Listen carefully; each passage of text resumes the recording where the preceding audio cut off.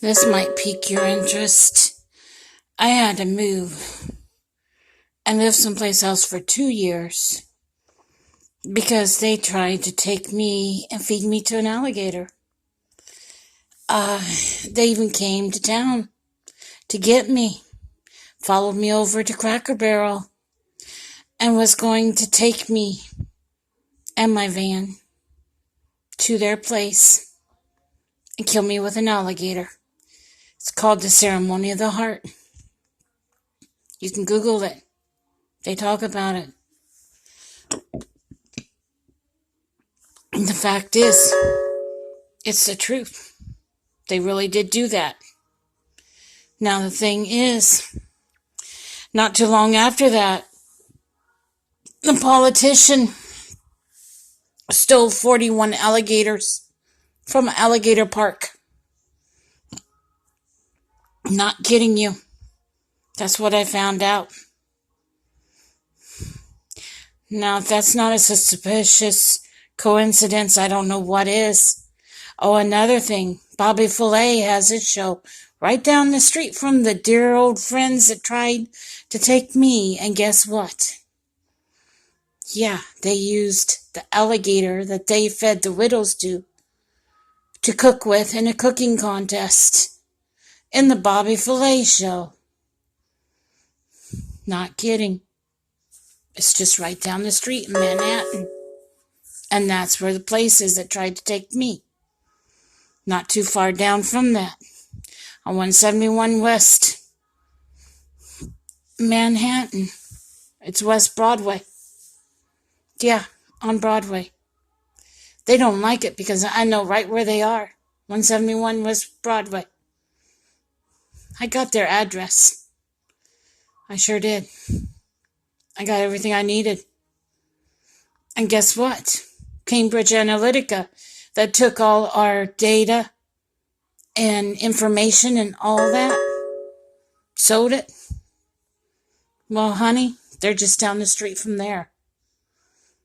Yeah, I can tell you a lot of truth about everything because I know about everything that happened. God has revealed everything to me. So they can't hide nothing from me. If they take me out of this world, you're still going to find out everything because I'm putting it on here. And I'm not sparing a word. And I'll tell you what. I hope the dirty politics rot in their own beds that they're making. Because they're the ones that stole my data and information and the whole works for a vote. Yeah, Democrats have not been able to do anything at all because they were taken illegally and sold for votes illegally. That's what they did to them. The politicians did that to the Democrats. Then you let them stand there and bash the Democrats. Shame on you guys. Why do you do that? That's what I want to know. I hope all of this stuff is like stench in the nostrils of every campaign manager that has ever been in office and has stolen all that information and data that they should never have stole to begin with. I'm serious. I've never been more serious in my life. See, this is an outlet for me. Because I can tell the truth. I can tell what really happened. Whether people believe it or not, I can actually tell them everything. Yeah, it was a bald-headed guy with a green jacket that came after me at Cracker Barrel. He sat at a table, ordered a salad because he was diabetic. He had a black bag with stuff in it that he was going to give me to put me out and take my van. Not kidding. He had an airport car he was using, so they could not trace his, what do you call it? His license plate on his car. He asked me where I was. He followed me over there. I ordered a coffee, sat 3 booths down from him. I drank my coffee, then I went to the bathroom. Then I came back down his aisle. He stood up, stared at me in shock, sat back down and said, "On the phone, we've got the wrong woman." Then I went over and drank the rest of my coffee. And then later on, I got the threat that they would come after me through my family and my friends. Not kidding. I've been at IT ever since.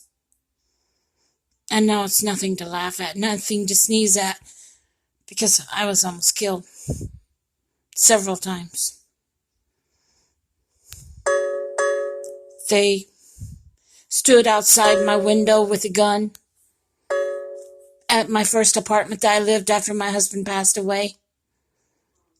It was 5:30 in the morning. I woke to the sound of a bullet. It was noisy. It was a gunshot that I woke up to at 5:30 in the morning. Come to find out, I went outside to wait for the lady for church, and I saw a cigarette butt laying in the grass. The guy that tried to shoot me had a cigarette butt that he left behind. Somehow, my husband had pushed the gun up out of their hands so that the bullet would scar above the window. If they had aimed right, I would have been shot and killed. God was protecting me. Once again, God was protecting me. That did happen on a Mother's Day.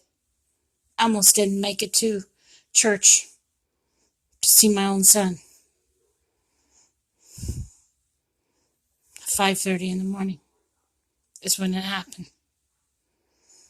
The landlord just told me after that, said, "Don't worry about it, Paula. I'll take care of it." Yeah, she took care of it all right. I should have filed a police report. All this time, I was told everything that happened to me was crimes. That I should be filing a police report for this, that, and everything. And I thought, well, why didn't they tell me that? They set me up.